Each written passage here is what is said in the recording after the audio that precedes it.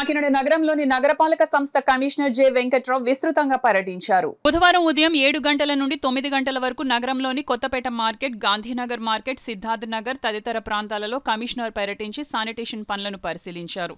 ఈ సందర్భంగా కమిషనర్ మాట్లాడుతూ కాకినాడ నగరాన్ని క్లీన్ సిటీగా తీర్చిదిద్దడంలో కార్పొరేషన్ సిబ్బందితో పాటు ప్రజల భాగస్వామ్యం కూడా అవసరమని, అప్పుడే కాకినాడ నగరాన్ని క్లీన్ సిటీగా తీర్చిదిద్దగలమని కమిషనర్ అన్నారు. కమిషనర్ వెంట health officer doctor Prithvi Charan, sanitary supervisor Rambabu, sanitary inspector Prasad తదితరులు ఉన్నారు. తెలుసుకోవడానికి అన్ని కమ్యూనిటీ టాయిలెట్స్ కూడా ఇన్స్పెక్ట్ చేయడానికి ఇక్కడ ఏవైతే సమస్యలు కొన్ని దగ్గర లీకేజెస్ ఉన్నాయి, కొన్ని దగ్గర బకెట్స్ బాత్రూమ్స్లో బకెట్స్ ఏదైనా మక్స్ లేవు, వాటన్నిటిని ప్రొవైడ్ చేస్తాం. రిలేటివ్గా చూసుకుంటే చాలా దగ్గర మెయింటెనెన్స్ అంతా బాగానే ఉంది.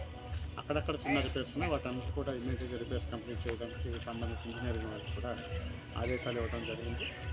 అదేవిధంగా ఇది ఒక్క కార్పొరేషన్ బాధ్యతే కాదు, ఈ చుట్టుపక్కల ఉన్నటువంటి కమ్యూనిటీ ఏది ఉందో అది ప్రాపర్గా మెయింటైన్ అయ్యేటట్టు చుట్టుపక్కల చెత్తా చెదారాలు పడేసి కొన్ని దగ్గర పైపులు కూడా ఎరగబెడుతున్నారు.